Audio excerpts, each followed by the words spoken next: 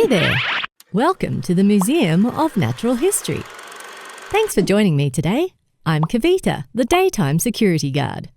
There's something not quite right about the skeleton's hand. It looks like a ligament is completely ruptured. Now, how on earth would that happen?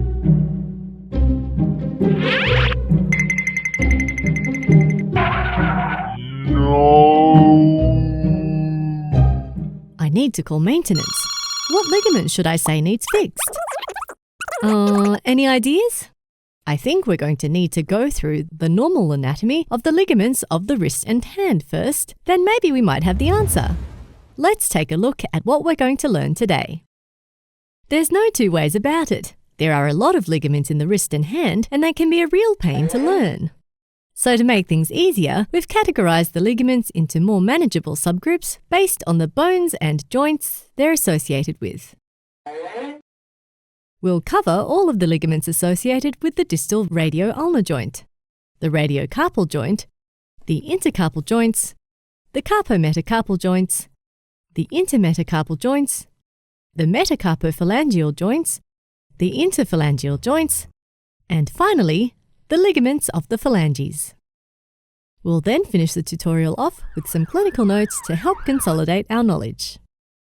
Ligaments are important soft tissue structures which usually attach bone to bone, and therefore it is essential that you understand the bony structure of the hand and wrist before you learn about their associated ligaments.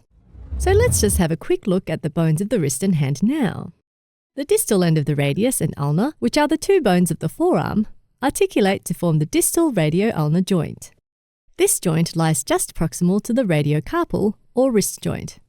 The wrist is made up of the distal end of the radius, the triangular fibrocartilaginous complex, and the carpal bones.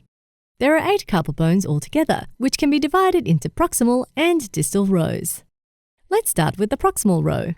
This is the scaphoid, the lunate, the triquetrum, and this small P-shaped bone is the pisiform bone. The distal row is made up of the trapezium, the trapezoid, the capitate, and the hamate bones. The carpal bones articulate with each other to form the intercarpal joints. The distal row of carpal bones articulates with the next group of bones of the hand, the metacarpal bones, at the carpometacarpal joints. These bones can be numbered from 1 to 5. From lateral to medial, as we can see here. You can also name them by their associated digit. For example, the second metacarpal is the metacarpal of the index finger. The base of each metacarpal bone articulates with the adjacent metacarpal bone at the intermetacarpal joints. This video is not over yet. Continue watching now the full video at kenhub.com. We have lots more videos like this one available to our premium members on our website, not to mention all the fun quizzes, related articles, and atlas sections. So click on the button in the middle to watch the full-length video and master anatomy.